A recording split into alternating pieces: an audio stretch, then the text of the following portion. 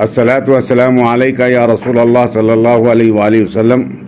मैं मोहम्मद अब्दुल क़दीर सिद्दीकी, मोहतमीम मक्का मस्जिद, हमारे डिपार्टमेंट की तरफ से एक मेमो आया है जिसमें जो है कुछ हम लोगों के लिए जो है नाकाबिल क़बूल जो है एक्शन मालूम हो रहे हैं। हमारा मक्का मस्जिद और बाग़याम की मस्जिद Mir Osman Ali Khan, Nawab Mir Osman Ali Khan, the last king of Asaf Jahi dynasty, 1948 के बाद में जो है ये गवर्नमेंट के तफवीज़ कर दी गई थी मक्का मस्जिद और बाग़याम की मस्जिद, और गवर्नमेंट ने इसको कबूल भी कर लिया था और इसका मेंटेनेंस और इसके तमाम अखराजात की ज़िम्मेदारी गवर्नमेंट के पास थी। चुनांचे गवर्नमेंट ने इन दोनों मसाजिद को एंडोमेंट के तहत दे दिया। एंडोमेंट के तहत दे देने के बाद में कमिश्नर एंडोमेंट हमारी हर किस्म की जो भी ज़रूरियात होते हैं, हमारी तनख्वाहों का, इसका बहुत खूबी से जो है ख्याल करते और जो है बहुत अच्छी तरीके से किसी देरी के बग़ैर मोहतमीम मक्का मस्जिद की गुजारिशात को कबूल कर लेते और आर्डर निकाल देते। हमारे जो एम्प्लॉइज़ है उस ज़माने में जो अपॉइंटमेंट हुए कमांडेंट जो है कमिश्नर एंडोमेंट की तरफ से, वो एम्प्लॉइज़ रेगुलर एम्प्लॉइज़ थे और हमको जो है डीए वगैरह भी दिया जाता था। उसके बाद में एंडोमेंट कमिश्नर चाहे कि हमारा सर्विस रूल बनाया जाए, तो इस खुसूस में उन्होंने गवर्नमेंट से को एक लेटर भी लिखा कि तमाम एंडोमेंट के मनादिर और जो है रिलीजियस इंस्टीट्यूशंस और जितने भी जो है रिलीजियस प्लेसेस है इंक्लूडिंग मक्का मस्जिद और बाग़याम की मस्जिद, इन तमाम के मुलाजिमीन को जो है रेगुलर किया जाना चाहिए और इनके लिए सर्विस सबऑर्डिनेट रूल बनाया जाना चाहिए जैसा कि गवर्नमेंट मुलाजिमीन में है। ये प्रपोज़ल उन्होंने गवर्नमेंट को भिजाया, गवर्नमेंट में इसके ऊपर अमल भी किया गया। एंडोमेंट के तमाम जो है मुलाजिमीन को रेगुलर कर दिया गया, जबकि हमारे मुलाजिमीन की हमारे ताल्लुक़ से जो मक्का मस्जिद और बाग़याम की जो वाक़या जो रिकमेंडेशन किए थे कमिश्नर एंडोमेंट, उसको सेट असाइड कर लिए, बाजू रख दिया गया उसको।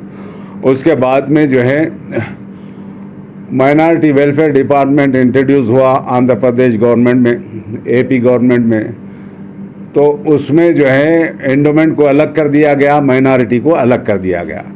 माइनॉरिटी डिपार्टमेंट के तहत हमारे को जो है माइनॉरिटी डिपार्टमेंट में मस्जिद बाग़याम और मस्जिद मक्का मस्जिद ये इसको यहाँ पे भेज दिया गया। अब यहाँ से हमारी कार्रवाई जो है तमाशे की बनी है, वो बिल्कुल नाकाबिल गुफ्त है। वहाँ पे हमारे को रेगुलर कहा जाता था, उसके बाद में यहाँ पे हमारे को जो है कंसोलिडेट सैलरी, कंसोलिडेट वेजेस के नाम आना शुरू हुए। फिर उसके बाद में आउटसोर्सेस, उसके बाद में कॉन्ट्रैक्ट में मुलाजिमीन के नाम आना शुरू हुए। उसके बाद में हमारा ये डीए वगैरह भी ये बंद हो गया और हमारे को जो है सिर्फ मुलाजिमीन को एक मुख्तस की हुई तनख्वाह मिल जाती थी जिसमें डीए नहीं, एचआरए नहीं, कुछ नहीं, क्या नहीं, और हमारे को गवर्नमेंट के जो रूल्स है, जो सर्विस सबऑर्डिनेट रूल के तहत हमको जो फैसिलिटीज़ मिलना चाहिए था वो बिल्कुल ही तरीके से ख़त्म कर दिए गए। जबकि एंडोमेंट में वो तमाम चीज़ें हमारे काउंटर पार्ट जो थे वो लोगों को तमाम वो मिलता गया।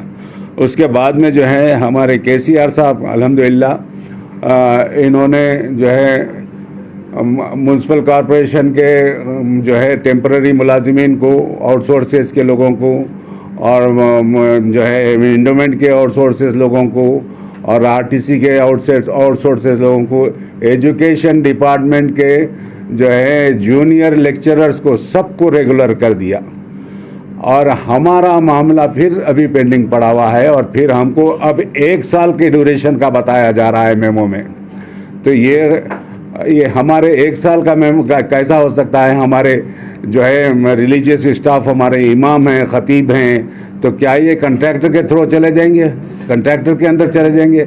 और जब कॉन्ट्रैक्टर चाहेगा उन्हें हमको बदल डालेंगा, हमको ये कर डालेंगा, जो मनचा हो जाएगा। इससे पूरा एडमिनिस्ट्रेशन स्कैटर्ड हो जाएगा। ये हमारी जो है रिक्वेस्ट है गवर्नमेंट से कि जो है हमारे इस प्रॉब्लम को, हमारे पास मक्का मस्जिद में सिर्फ 24 मुलाजिमीन का सैंक्शन स्ट्रेंथ है और बाग़याम की मस्जिद में सिर्फ 6 मुलाजिमीन का सैंक्शन स्ट्रेंथ है। और ये सैंक्शन स्ट्रेंथ 1976 से चला आ रहा है।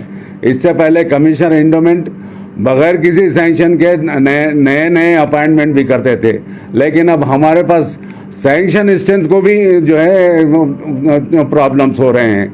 सैंक्शन स्ट्रेंथ है, प्रॉब्लम हो रहे हैं। और रिलीजियस स्टाफ के लिए तो हर 3 साल के लिए उनका अपॉइंटमेंट किया जा रहा है। और ये रिलीजियस स्टाफ ही हमारे ख़तीब साहब, हमारे इमाम साहब, हमारे मौज़िनीन, ये लोगों को 3-3 साल का दिया जा रहा।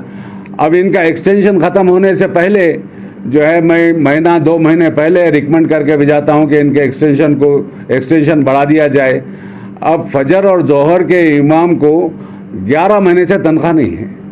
एक्सटेंशन के लिए मैं 1.5 महीना पहले रिक्वेस्ट कर दिया गवर्नमेंट को कि इनका एक्सटेंशन दिया जाए, जबकि एंडोमेंट में ये लोगों की कोई एक्सटेंशन की ज़रूरत ही नहीं थी। ये लोगों का अपॉइंटमेंट जो है बिल्कुल, यानी हमारे पास रिटायरमेंट का एज 65 ईयर्स रखा गया।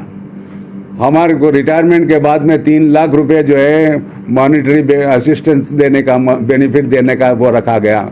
हमको 15 दिन की लीव का हक दिया गया। ये तमाम चीज़ें होने के बावजूद जो है हमारा पोजीशन इतना वो होगा अब हमारे लिए बहुत ही तकलीफदा है।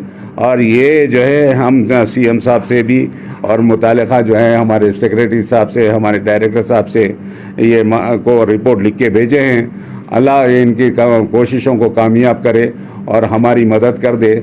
हमारे मुलाजिमीन को 12,000 रुपये फर्राश को मिलते हैं, जिसमें से 8,000 रुपये 12,000 में से जो है 6-7-8 तो उन्हें किराए के मकान में दे देता। 4-5 हज़ार में बीवी बच्चे, तालीम, ये कैसी गुजरेंगी हमारी? बहुत ही कस्मा पुरसी में है हमारे लोग। Fashion and freedom men's and kids wear, एक ऐसा शोरूम जहां पर आपको एक ही छत के नीचे सभी मेंस और किड्स वियर दस्तयाब मिलेंगे। नए डिज़ाइन के टी शर्ट, शर्ट, जीन्स और कई सारे आइटम्स खरीदारी के लिए तशरीफ लाइए फैशन एंड फ्रीडम्स, करीब फलकनुमा ब्रिज, चंद्रनगुट्टा, हैदराबाद। याद रहे, फलकनुमा ब्रिज बंद हुआ है, पर फैशन एंड फ्रीडम्स को आने वाला रास्ता अभी भी खुला है। मज़ीद तफसीलात के लिए स्क्रीन पर दिए गए नंबर पर राब्ता पैदा करें।